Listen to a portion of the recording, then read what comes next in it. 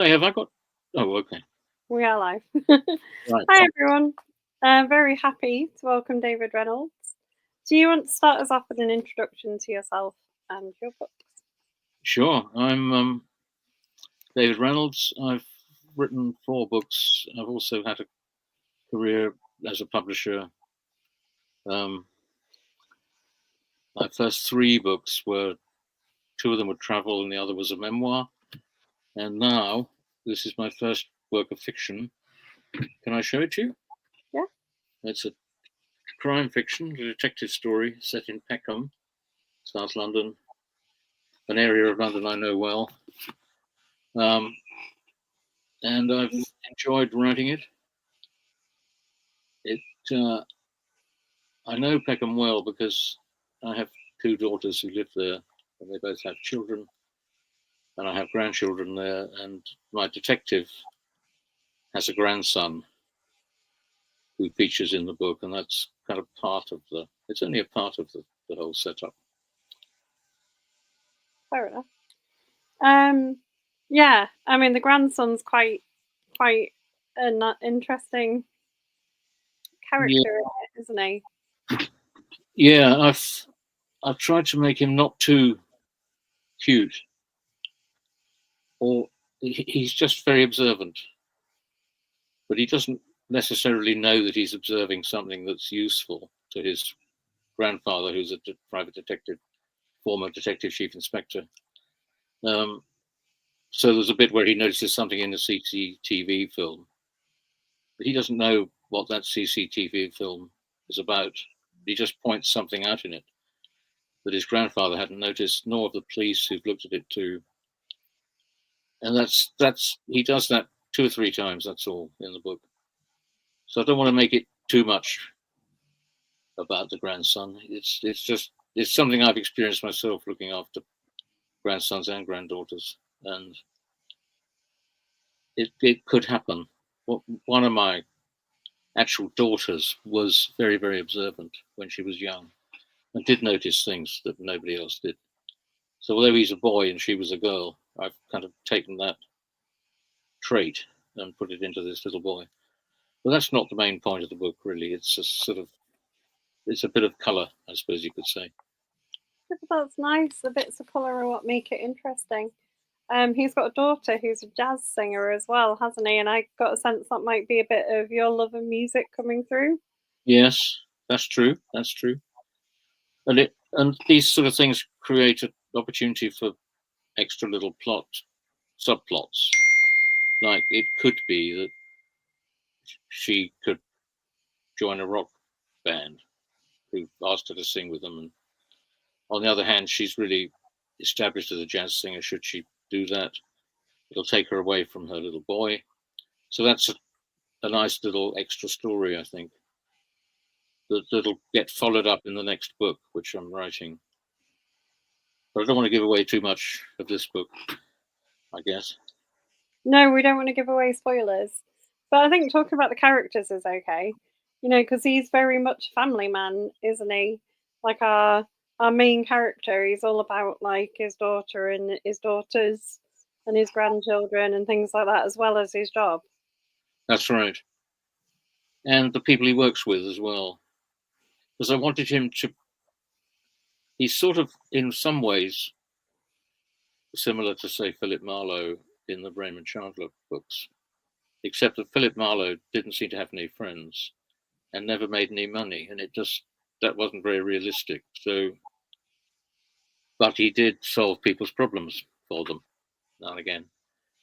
So my man is like that, but he runs a detective agency, employs 3 people, small, but those 3 people come into it, and other sort of tangential people as well associated with the agency, like an accountant and a guy who's very good at the computer work, which is important these days.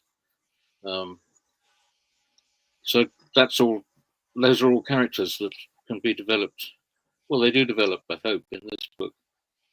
It's great that you've read it, by the way. I'm really. Did you read the whole book yet? Or Yeah, oh, you read it brilliant! all the way through. It's really nice to be because some people you get interviewed by who haven't read the book, and you don't know how much you have to tell them because they don't know. So I don't want to. It's great. Thank you very much.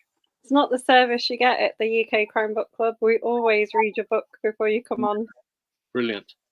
I'm very pleased. It's part of the service. You can't do an interview without reading the book.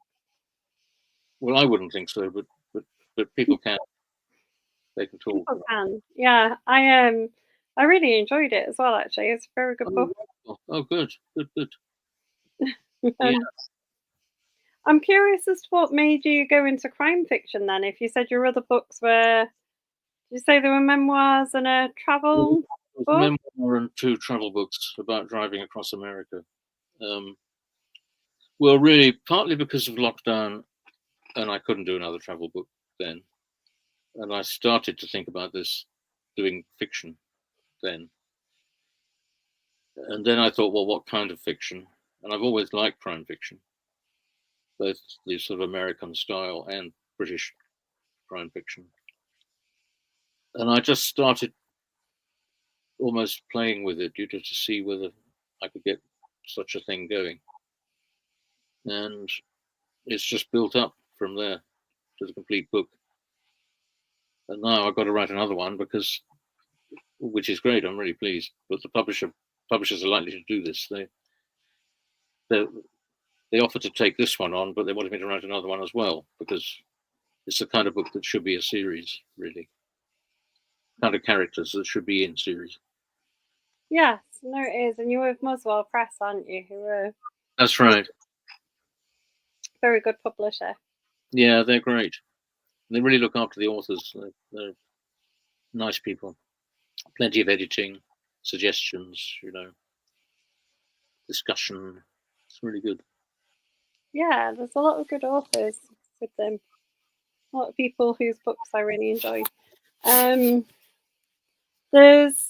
I'm curious about your travel books. Did you say they're both about driving across America? Yeah, I can explain why that happened. The first book I wrote was a memoir. Well, what the book trade call a memoir. It sounds very fancy. It's a bit of autobiography, and about a grandfather I had who disappeared to Canada years before I was born. And when I was in Canada researching that, a man told me about a road. This was in the north of Manitoba, in the middle of Canada. I was driving along with this man, and he's an elderly man who'd lived there all his life. And he just stuck his thumb in one direction and said, that road, which was a side road, goes to Mexico. We were 350 miles north of the United States border. He said, if you go down there, you just keep going, you'll get to Mexico. You'll get to Brownsville, Texas, in fact, which is on the Gulf of Mexico in the east. It's 2,500 miles. It's all on one road. He told me that. And the people who lived up in this northerly part of Canada some of them, if they could afford it, would go down there in the winter to hang out in Texas and get warm, have a sort of hot holiday for the winter. So I mentioned that I had a separate publisher in Canada for this book, and I just told him about it, not thinking. I just thought it was interesting that one road, it's an old 2-lane road built in the 1920s. And that publisher was an incredibly enthusiastic guy. And he'd suggested other books I might write before that didn't quite fit to, what I thought I could do. But he said, why don't you drive down there and write about it? So I thought about that for a while and researched it a bit. And that led to me writing this book, which is called Slow Road to Brownsville. So you could drive that in 4 or 5 days if you're in a hurry. But I took 7 weeks to drive down there. I went sideways and backwards and explored things. And that book did quite well. And then Muswell Press said, well, would you do another one going east-west across America? Because there are some of these old roads are still there. They built 100 roads in the 1920s, a grid across north, south, and east-west across the states when Ford cars and all that was becoming popular and affordable. They needed more roads. Most of those roads have disappeared under interstates or just sort of aren't needed anymore. But a few of them exist. The whole thing still exists. Just a 2-lane road. But so there's an east-west one. It goes from the coast of Maryland. It's called Highway 50, all the way across to San Francisco. So the second of those travel books was me driving along that road. So all the writing really is about people I meet and the history and that kind of thing. And it was really fun to do. And I felt lucky to be asked to do it, actually. Yeah, it sounds like a pretty fun adventure. Yeah. So then it was difficult to do another one anyway, but then certainly couldn't do it during lockdown. And I don't know whether the market would stand another book of me driving about in America. There was people suggested I drive about in Australia, but that I don't know. I still could do that, but I probably won't. But then I started thinking about fiction. And as I say, I just started writing this and it gradually built up. And then after I'd written about 15,000 words, I thought, yes, this could actually work as a book. I mean, up to then I was sort of wondering, can I do this? You know, 'cause I've never written full-length work of fiction before. But I knew I could write to that length, but non-fiction.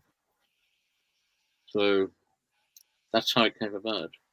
So what came first with the fiction? Did you sort of come up with the plot of the book first, or the characters? Characters and the location, which I knew. As I said, 2 of my daughters do live in Peckham now, and I have 4 grandchildren there. So I don't know whether it's of interest, but the house that the jazz singer lives in with her little boy is one of my daughters. Well, she's moved actually, but it's a house she used to live in, and she's moved to the next street now. But it's just based on that. And there was a spare room where Jim Domino, the detective, stays the night if his daughter's out late, which she often is because she does gigs all over the place. So it's just useful to have a particular house in mind when you're trying to imagine somebody's life. Yeah, I think that the sort of one of the standout things of the book for me were the sort of interactions between the characters. Oh, good. I'm glad, because the plot kind of followed them. Really, it evolved. I didn't plan the plot really at all. Just things happened, and then something else would happen. For instance, I mean, don't need to go into the thing about, because there is a crime and somebody commits it, but I didn't decide who till at least halfway through. And then I wrote the end actually at that stage, because I found it was going right in my head, and I thought it's better just write it down, even though I was writing the book in sequence up to then. But I knew somebody had to have done this crime. Decided who, and then wrote that bit, and then wrote the rest of it towards that. See what I mean?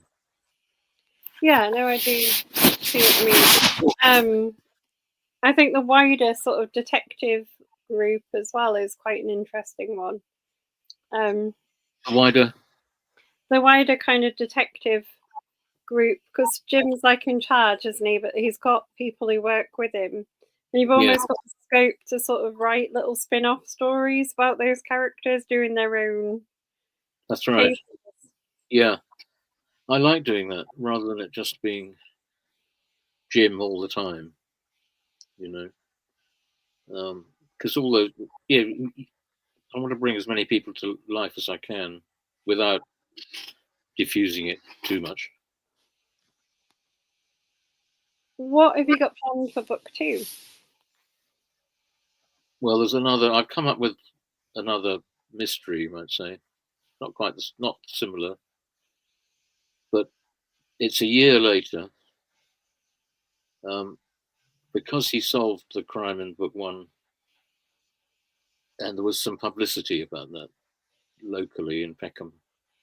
His face, he didn't want this to happen, but some journalist reporter photographed him outside the court when the perpetrator of that crime was on trial. This isn't in the first books, but he gets recognized in the street quite a lot now. So people come up to him and say, "Oh, Jim Domino, could you help me do this, that, and the other?" And it's just one of those, kicks off the next mystery, you might say.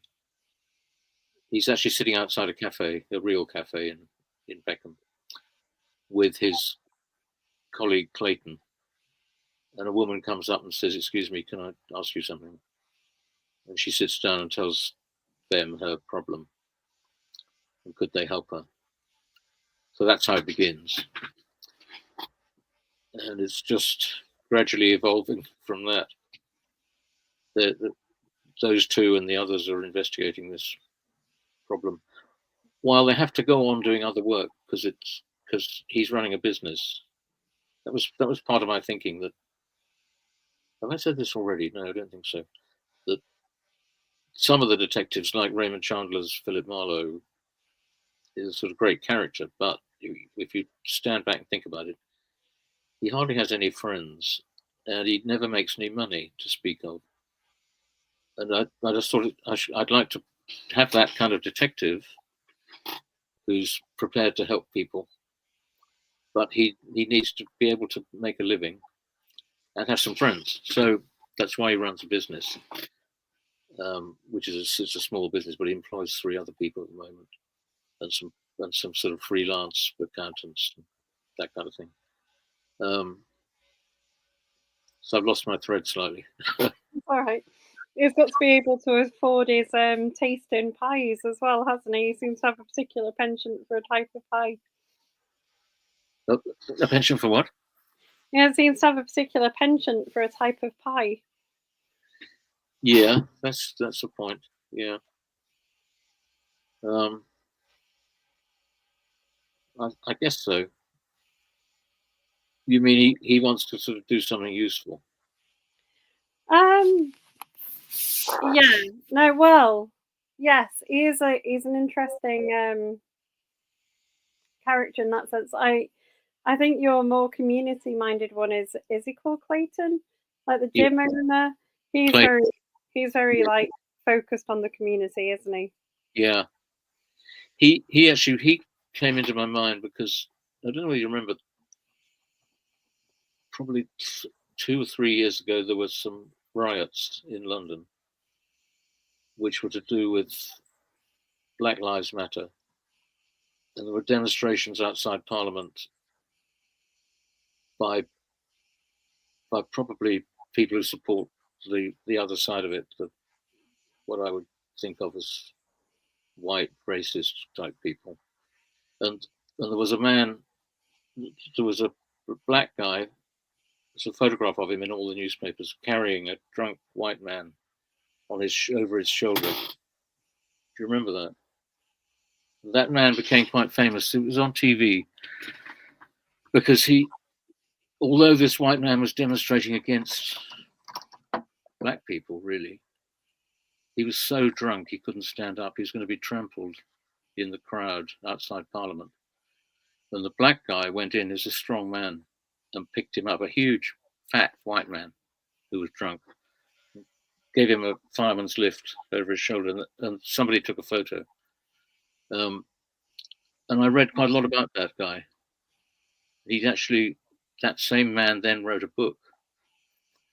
And that gave me some of the characteristics of Clayton, who's Jim Domino's probably his closest colleague, if you see what I mean.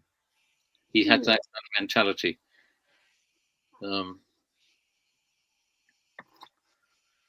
Because a lot of people would have thought, well, this fella's drunk and he's a racist. Why should I help him? But he did, you know. Would you be tempted to ever take Jim out of London? I guess as Yeah. a PI, he could go anywhere, couldn't he? Yes, he could. It's funny, actually, somebody said to me, couldn't he do the next book in San Francisco? Just because this person likes going to San Francisco. So we could go together and do research. Just a joke. But in theory, he could, actually. Not the whole. There might be a bit of research somewhere in another country. In this one, he goes to the Thames Valley, as you know, sort of 30 miles out of London, that's all. So this second one, it could evolve. I don't know yet. But he'll travel a certain amount. Do you have a number of books in mind that you would like to write in the series? Gosh, that's difficult. 6 in an ideal world. There are 6 Philip Marlowe books, I think. Raymond Chandler. It'd be nice to do that many, but they take me a while. I'm not that quick at it. Some people can really write fast.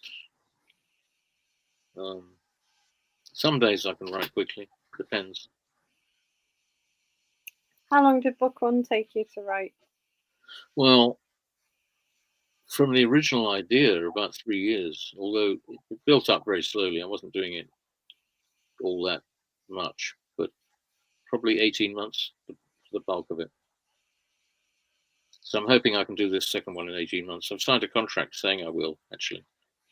And I like to fulfill contracts. Lots of authors deliver late, you might know.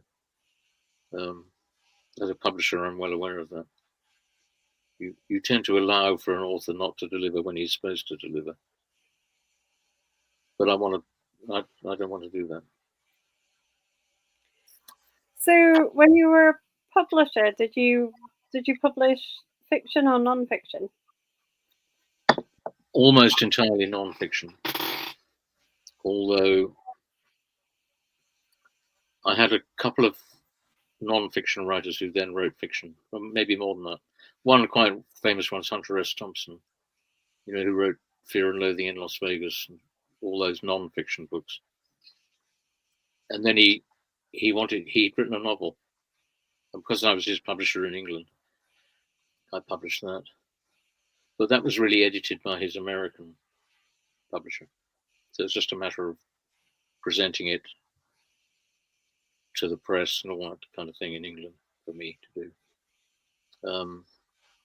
And then there was a man who wrote a wonderful, it actually was, I think it was the #1 bestseller quite a few years ago, who I'd already published in a non-fiction way. He was a former SAS officer, and during the Iraq War, this is when Saddam Hussein we were fighting against him. This man, he was a retired SAS officer, aged about 40.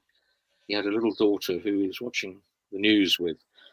She said to him, "Daddy, why doesn't somebody kill Saddam Hussein?" Which isn't a very nice thing for a child to say, but Saddam Hussein wasn't the greatest person. And that made him start thinking about how it could be done. And he worked it all out.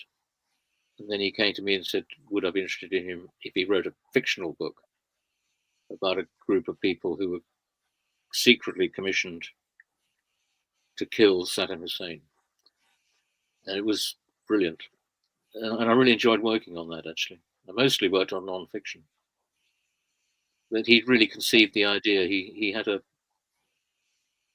a man who was actually a Scottish deer hunting person who was a crack shot, and they developed a rifle with a telescopic sight that could shoot he could shoot accurately for almost a mile. And they got into a situation where they were a mile away from Saddam. Anyway, that was fun. I'm digressing, I think, aren't I? That's all right.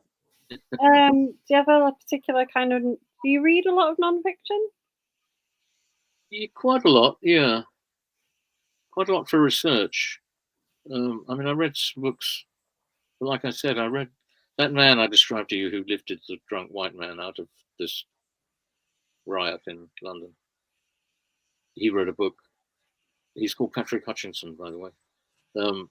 I would read things like that that are relevant, or as you will know, there's some people trafficking in the book and asylum seekers. I've read quite a lot about that. I sometimes read non-fiction just because I want to read it, but it's often linked to what I'm doing. I just wondered if you had a particular kind of non-fiction genre that you enjoyed. I like history. I was going to say That'd be what I would read mostly. Yeah, and then there's some very good fictional history, which maybe you read, like Robert Harris, for instance, or Hilary Mantel. I like that kind of fictional history because it's often more vivid than when you read a dry history book.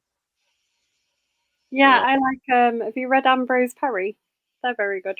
No, I know the name. Yeah, no, Ambrose Parry. Ambrose Parry. They do like a Scottish sort of historical crime series that's got a history of medicine kind of vibe running through it, which is very good. Yeah. Yeah, I like that kind of thing. You probably very much enjoy them then. Yeah. I'm trying to remember. And the other ones, I mean, Robert Graves was very good at that. You know, I Claudius, which was like reading history, except much more better constructed and exciting to read. But you found out all about the Roman Empire and all that stuff at the same time. So you said that we find out more about the daughter who's a jazz singer. Do we ever discover, because he's got two daughters, and we don't ever learn a lot about the second daughter in the first book? Will she come to the fore a little bit more in the other one? I think she will. Yes. It's funny. Somebody else asked me that. Yeah, it's good to have these characters who, like in this book, she's off stage really, but I think she will come into it. And she has a husband, unlike the other daughter, and he'll come into it. And they've got two kids. Yeah, that he's going to get. Jim's going to get involved with them a bit more in this book.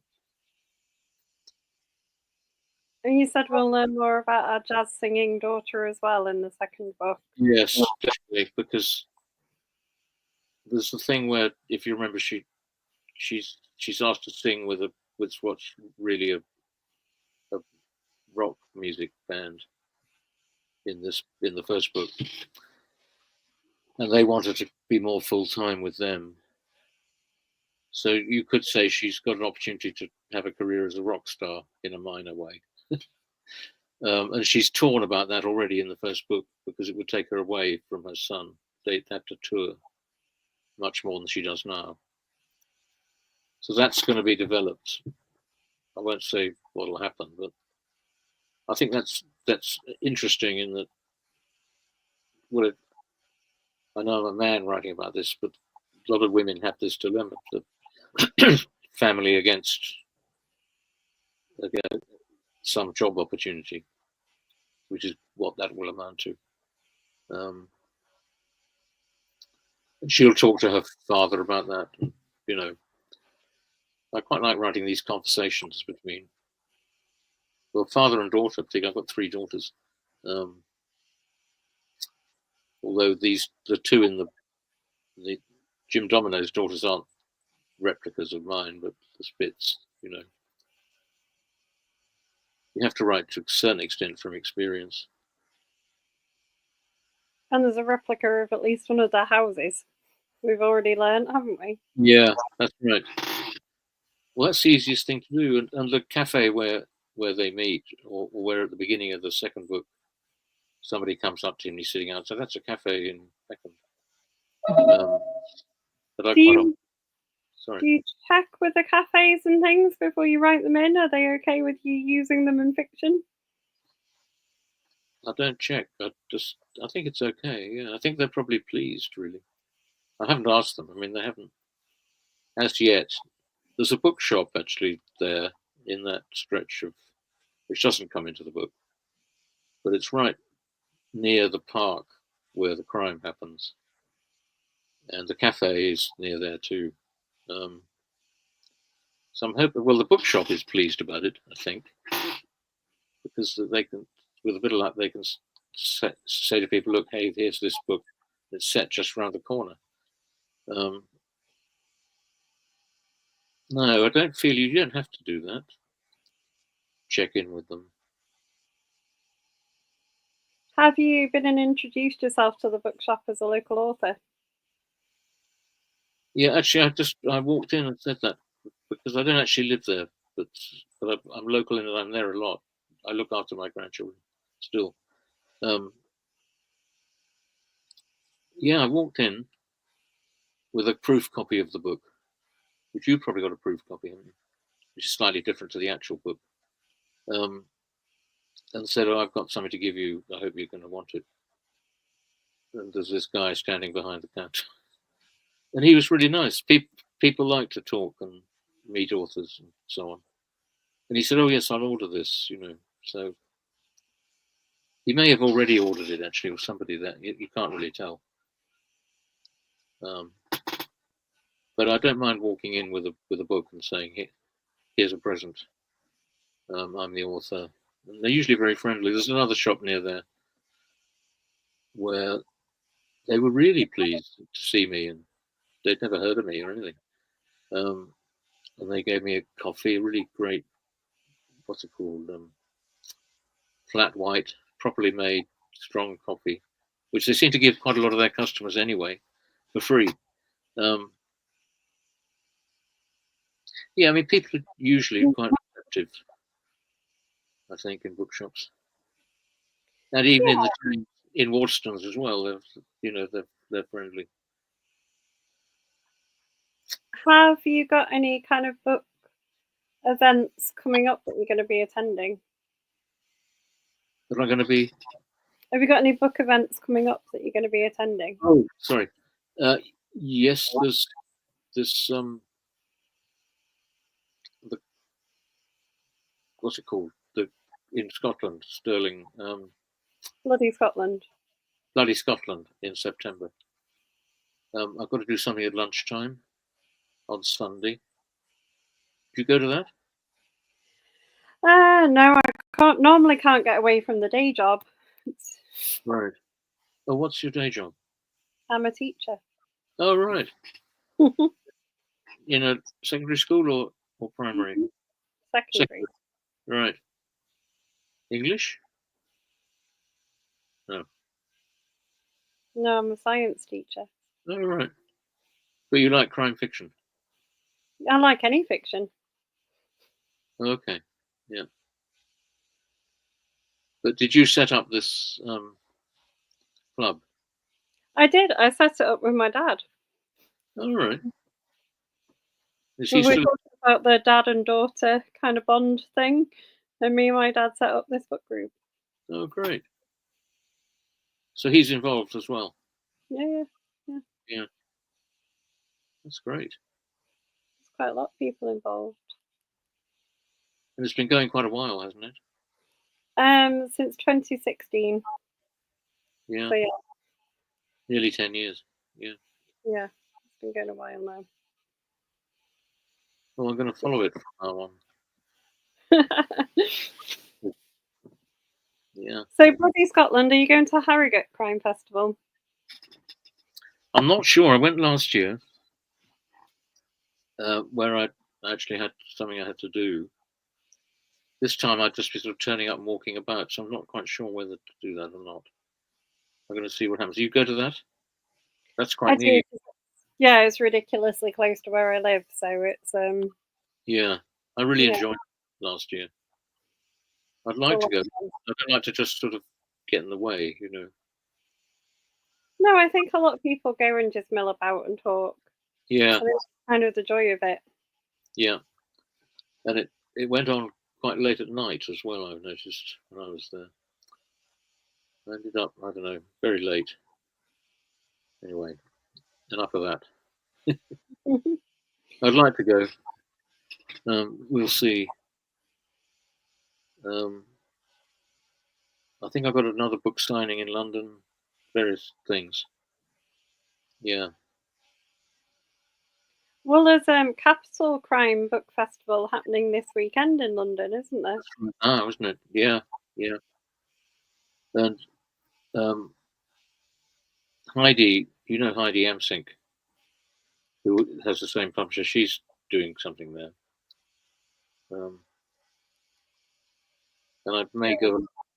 Yeah. I'm a big fan of Heidi's books. She's fab. I like Heidi's books too. Yeah.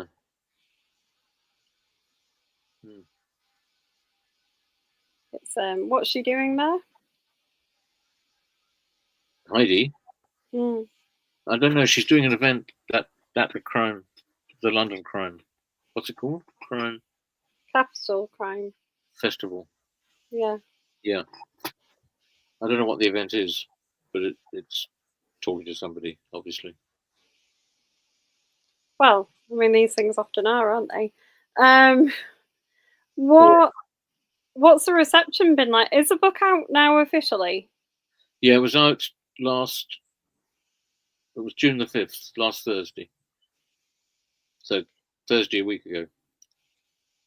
And what's the reception been like so far? Quite good. It's doing a blog tour. You know those. Mm-hmm. And all the reports have been pretty good from that. There's been about 8 so far. There's a good review going to be in the Oldie magazine and the Critic magazine, what we know about. Maxim Jakubowski said whatever he said here. Have you got this edition or? I've got an electronic copy. Oh, you got it? Okay. Well, this is nice what he said, but I don't want to show off. Do you want me to read it out? Yeah, why not? This is the kind of place where you're allowed to show off. Oh, okay, good. Well, he said that he used to be president of the Crime Writers Association. Clever, humane, affectionate, and realistic. Crime writing at its best. So I just thought, I couldn't do much better than that. I was really pleased when I saw that. Yes, so far, nobody's said, they don't like it. It's all pretty positive. Touch wood. It's only a week that it's been around for people to look at. Well, I mean, you can still hear things in a week, can't you? As long as the reception is good, that's what you want. How do you celebrate your publication days? Oh, we had a party, a launch party that Muzzle Press did upstairs in a pub in Soho. And a lot of people came. It was really good. They sold, I had to sign books all the time, but they sold 80 books of that, which is good for one of those type of things.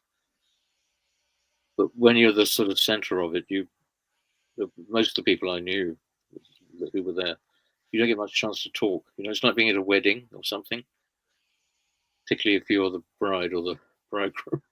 Talk to lots of people for about half a second, each. But it was good fun. Yeah, and the grandchildren came, and they were in charge of selling the books. The older ones were operating a credit card reader thing, and that was all good fun. They had T-shirts on, and on the back it said "Staff," the Domino Agency, and the book on the front. Yeah, that all went really well. It's good fun. Yeah, that sounds like a lot of fun. Yeah. What a nice way of doing it with your grandkids as well. That's lovely. Yeah. 4 of them were there. The youngest was 6. He's nearly 7. And they had school the next day, but they stayed quite late, actually. They really enjoyed it. And when I had to make a speech, and the youngest one kept interrupting and correcting things I was saying, like, Lady Gaga, who I thought her name was Lady Gaga. And every time I said it, he said, no. It's fun when kids interrupt. It's just quite good when anyone interrupts, as long as they're polite or funny. So there's all that kind of stuff went on. It was good. It must be nice for them to go into school and be like, talk about being at a book festival and things. That'd be quite Yeah. My daughters, their mothers told me the next day they're really proud and all that kind of stuff. So it's nice. Yeah. You might get an invite into school to do an author talk. I'd be very happy to do that. Yeah. Yeah. So can I ask you what you liked about it, or is that not my role? Yeah, no, you can ask. I like the characters a lot. I like the interactions between them. I liked that he has a really wholesome, kind of nice family life. Which is like good. I thought the plot was quite interesting. Like you definitely it was a different kind of crime story, wasn't it? Like the crime sort of unfolded. Yes. With the characters and things, and I liked that. And I think there's a lot of prospect for it going forwards. As a series. Yeah, definitely. Oh, good. Well, I think you could get quite a lot out of it because, like I said, I think you could always write little novellas about like Clayton's adventures, or what's the lady's name who goes and rescues them at one point? Kylie, do you mean? Yes, she would be. I would read a book about her. She's very feisty. Yeah, she could be a lead character, maybe. Yeah, I liked her. If I could write enough books quickly enough. Or like a little spin-off. You could do little spin-off short stories or something. People sometimes give away a short story with their newsletter. Yes. You could write like a little short story, but from the point of view of one of the other people in the detective agency. Yeah, that's a great idea. Particularly, yeah, either of those two, Clayton or Kylie. And then I'm developing the third man who joins during the book, who seems to be very straight. He used to be the head of the in-store detectives at a big department store. He gets built up more in the second book. Yeah, and I think he'll be interesting as well because he's like a different person, isn't he? And I quite liked how they kept trying to lure Jim back into the police force. Yes, that's another plot line. They'll keep doing that. And I think he might come close to it, but he'll back off because I think it's better. It's more interesting if he's running his own thing with these people rather than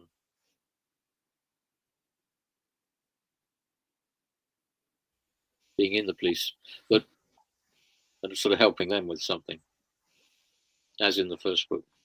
Yeah, he can do his own thing, can't he? Then, he's got a bit more. Yeah. And he can do things like, he can go fishing when he likes, that kind of thing. Which is an important thing, I guess. I don't know. Sorry? I said, I guess that's important, being able to go fishing when you like. I quite like that little bit where he goes fishing. I don't really remember it, but I had a friend who helped me write that bit, who just gave me the information, so I didn't know where you would go fishing. So I'm not into fishing particularly. And he told me what kind of fish he would catch and all that kind of thing. And this friend read that bit at the launch party. And it went down very well, actually. I read a bit myself, not very much. I don't think authors should read too much at these parties because people get bored. But having this other guy read a bit of it, and he did it very well, and he knew all about the fish. It's only a page or two, page and a half. That worked. I think having these side things that happen that aren't anything really to do with the plot, although when he was fishing, he's thinking, and you find out what he's thinking. I like that kind of setup. Yeah, he has definite ways, doesn't he, of thinking. Like, I think he quite likes to listen to music and think as well. Yeah, that's right. He likes quite well-known things like Miles Davis, but then also there's this band called the Bar Brothers that most people haven't heard of, but few have. So he's got that kind of enthusiasm. And then he likes certain painter, and all that comes into it. So I enjoy all that side of it. Yeah, was that a real artist?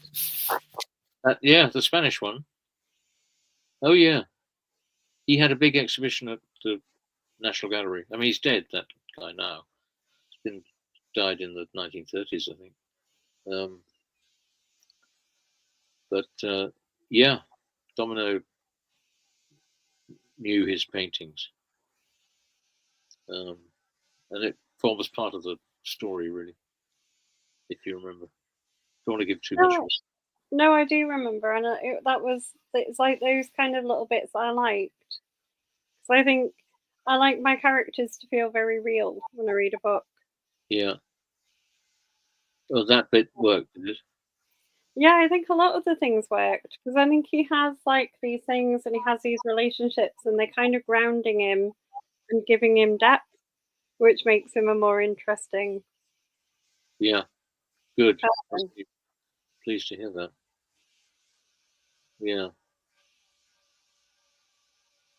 My favourite author chat question to ask is what have you read recently and really enjoyed?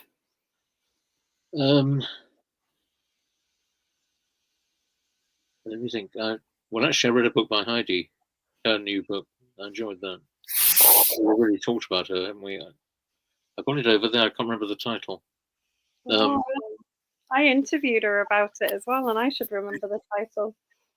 It's quite hard to remember titles, I think, sometimes of these kind of books, because some of them aren't that memorable. Although the book's free. Should I go and have a look and see what it's called? Do you want to know? I might be able to find it. I've got it here, I think. Should I just go and get it? Is that all right? Yeah. Out of the Dark. That's the one. Very good. I thought that was quite scary towards the end. Have you ever read a writer called Miriam? It's hard to know how to pronounce it. Her name, I think it's Taves or Toves. Oh, the one who wrote Women Talking. Probably. The one that I really liked was called All My Puny Sorrows. Are we talking about the same person? Probably. Yeah. I think the famous one is Women Talking about the, like... Is this... She's a... She grew up as a... Yeah. Particular religious... The same lady, yeah. I've forgotten what it's called. Not Mormon, but that kind of thing. I think she's a brilliant writer. I've read 3 or 4 books by her. Might have read the one you've just said. Was that made into a movie? Yeah. That's the one. Yeah, I've read that one. But All My Puny Sorrows, have you read that? I haven't, no. Wonderful. It's probably the best book I've read in the last 3 years or something, I'd say. Best fiction, anyway. But she draws an awful lot on her own experience, I think. Which must be... What are they called, those people? I've run into them in Canada. They're quite respected in Canada for being very good farmers. But I can't remember what they're called. You can't either. No. Oh well. No, it's been a long time since I've read Women Talking, but it was such a good book. Yeah. I will go and look up the other one actually because I really, really enjoyed her book. So that's yeah. I'm trying to think what I was reading. I read Sarah Paretsky. Do you read Sarah Paretsky? I haven't read Sarah Paretsky. No. She writes detective stories set in Chicago with a female detective. called V.I. Warshawski. And they're really good. A lot of them. There's probably about 20 of those books with V.I. Warshawski, and it's funny to look at it because the Warshawski should by now be about 100 years old because these have been going on for a long time, but she sort of stays. She doesn't get as old as she should do, really, because she can't. You see what I mean? Although time passes, it kind of she has to telescope it, or the opposite of telescope. What concertina it? So they're like 20 books over 30, 40 years now. This woman's been writing these books. And I'm slightly influenced by them, actually, in that this female detective has to earn money as well as she investigates something that really matters, but she doesn't get paid for. And then she does a lot of boring work to earn money, like sort of doing security work or checking people's insurance claims and stuff like that. But that's written about very well, but briefly. And that slightly inspired me to make Jim Domino have other bits of work that he does alongside the main story. See what I mean? Yeah, no, that makes sense. They're really good. I recommend her. Good. I'm reading a really good non-fiction book called How to Kill a Witch. Oh yeah? A Guide to Patriarchy. Right. A Guide to Patriarchy. No, it's a guide for the patriarchy. It's a kind of a tongue-in-cheek book about about very serious subjects, about the Scottish witch trials. Oh yeah. So it's very interesting. I'm quite enjoying that. That's definitely it. How to Kill a Witch. Yeah, so it's very good. It's my non-fiction recommendation. Right. Oh, will I be able to see this conversation, or should I make a note of that? Yeah, you should be able to see it. We'll be pinned in the group, and we'll be on YouTube as well. We archive our chats to YouTube. Yeah. So I don't really need to make notes. I can just watch it again. Watch it with my wife. Yeah, that'd be fun. See how you do. Have you done other interviews about this book before? I did one earlier today, actually, for a podcast called Off the Shelf or On the Shelf. Off the Shelf, I think. Do you know that? I think I've heard of it, yeah. I think this woman's been interviewing people for quite a while.